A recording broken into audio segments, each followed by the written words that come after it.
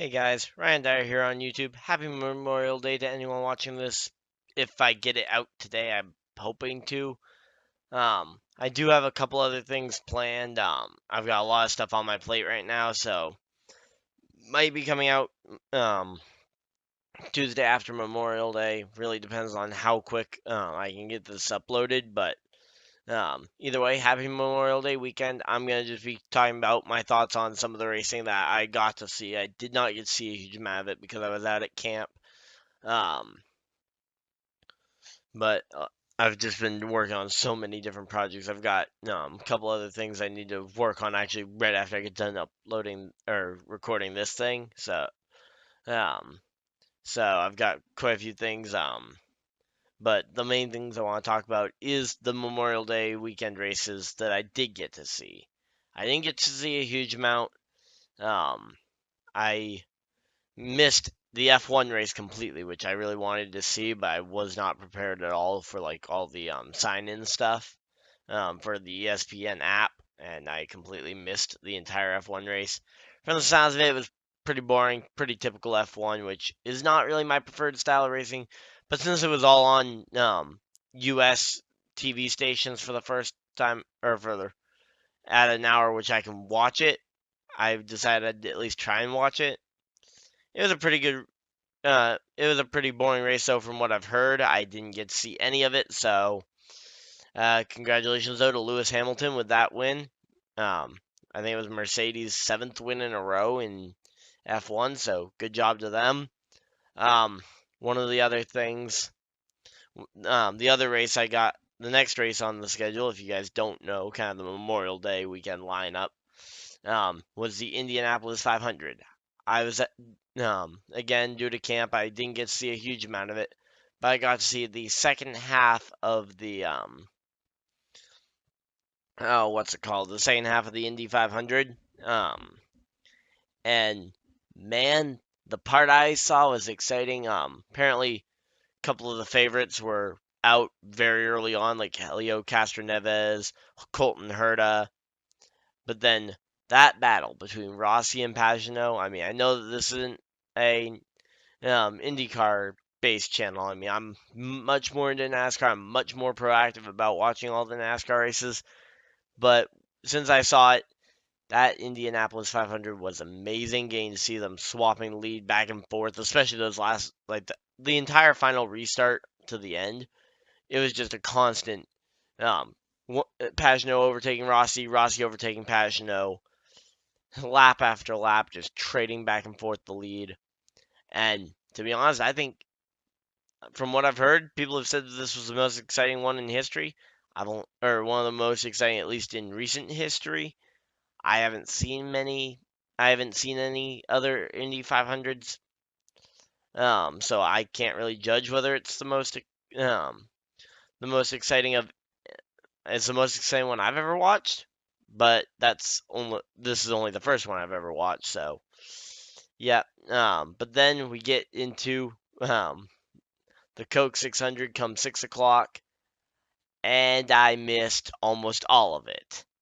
I will be watching it as soon as the replay goes out on YouTube, and I will have a more in-depth analysis when that comes out. But I did get to see about the last 45-ish laps of the race.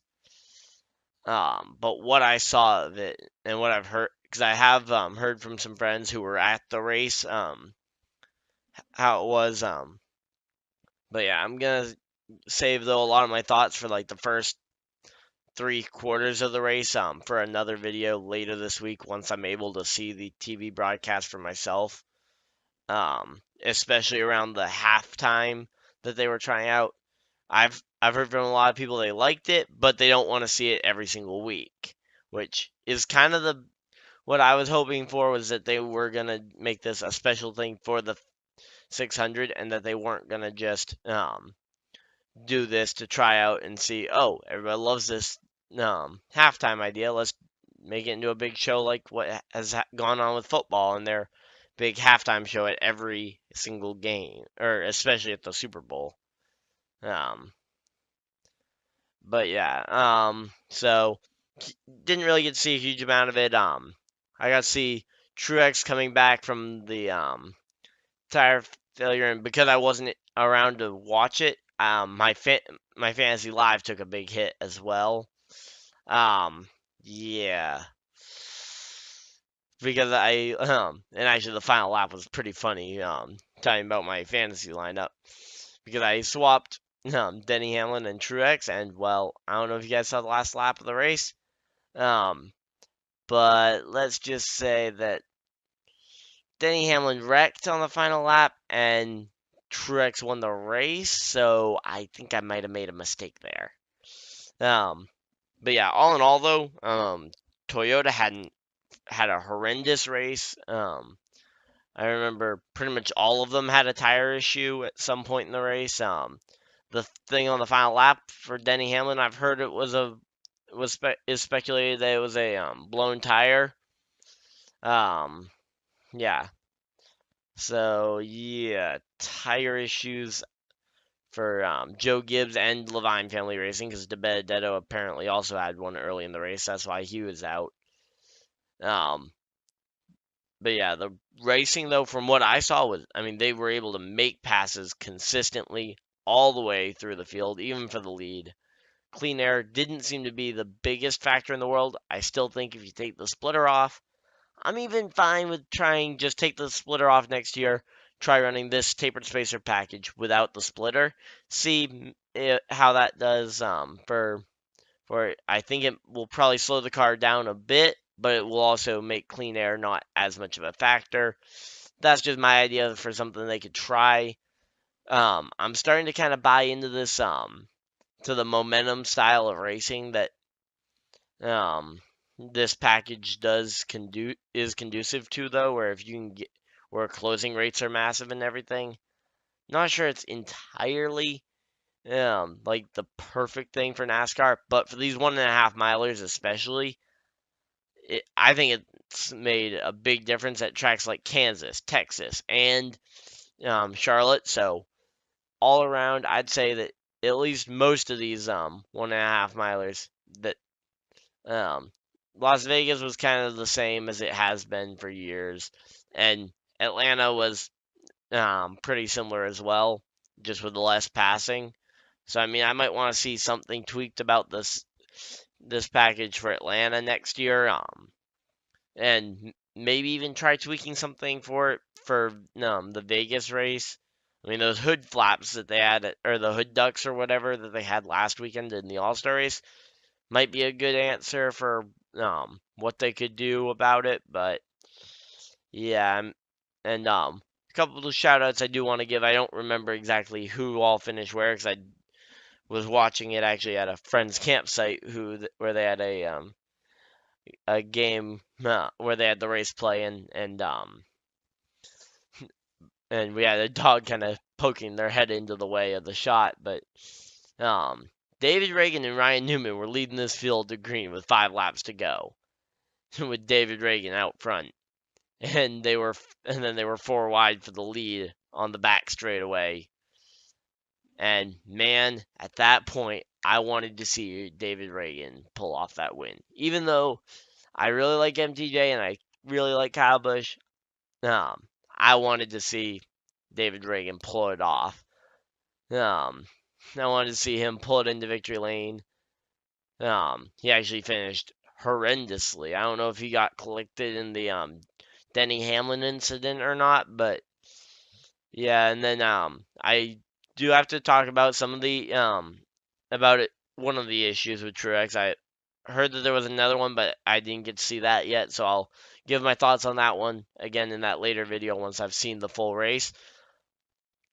But MTJ and um, his spotter um, asked David Reagan to basically step aside um, during the race. Like, in my opinion, there are some things that are. I mean, I get it. There's no harm in really asking, but I mean, when you're coming to 5 to go, the answer is gonna be no. I don't see why you needed to ask, but uh, I mean, and I'm glad David Reagan didn't. I mean, way to stand your ground against a Cup champion. I mean, I really wanted to see him stop them out and be like, oh yeah, why would I drop to the rear when I could just go and win this race from you guys? But yeah, so that's most of what I had to say about the racing I got to see. I only got to see about 140, 145 laps of racing total.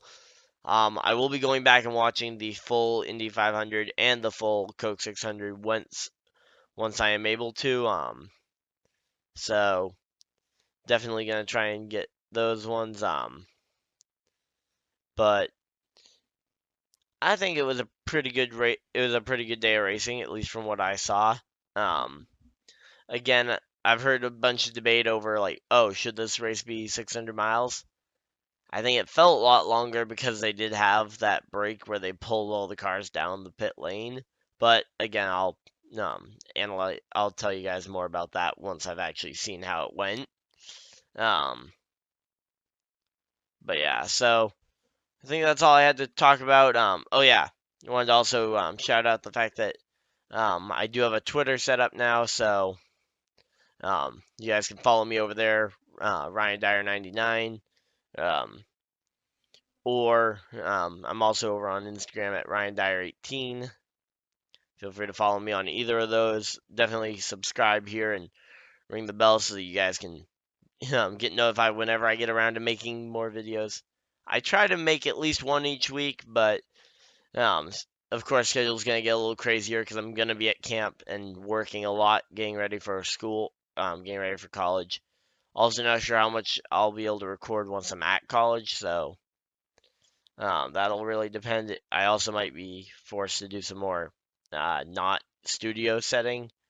Um, like right now, I think I've got probably the ideal setup. Like I've got my little stand over there to show off some die casts.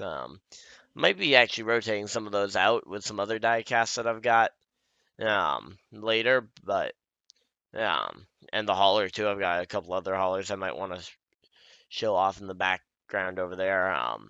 But like really, I mean, I've got my wheel and pedal set up for NASCAR heat stuff, which I do want to do some more NASCAR heat streams very soon.